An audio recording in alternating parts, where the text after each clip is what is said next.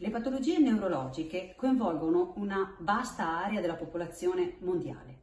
50 milioni di persone soffrono di malattia di Alzheimer, 15 milioni hanno avuto un evento ischemico, per non parlare di sclerosi multipla, Parkinson, SLA, tutte patologie che spesso hanno un andamento degenerativo.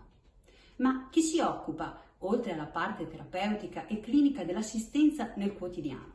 Pensate che l'8% della popolazione mondiale ha in carico un paziente, un familiare con un'alta assistenza da dover seguire nel quotidiano, quindi molte ore al giorno impegnate, con alterazione dei ritmi sonno-veglia, con ritmi veramente elevati.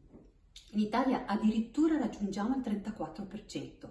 Quello che è interessante però, proprio in occasione di questo evento, è ricordare che il 75% dei caregiver in Italia sono donne che hanno tra i 45 e i 54 anni, spesso svolgono un altro lavoro. L'invito è quello di segnalare qualsiasi criticità emotiva, difficoltà nella gestione dell'assistenza.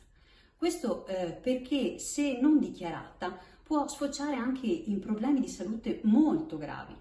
Ricerche ormai seguite in modo intensivo anche a livello internazionale, ma anche l'Italia si sta avvicinando a questo, dimostra come molte delle donne coinvolte in assistenza elevata, in pazienti soprattutto che hanno disturbi comportamentali come nella malattia di Alzheimer, soffrano di forme di depressione, di insonnia.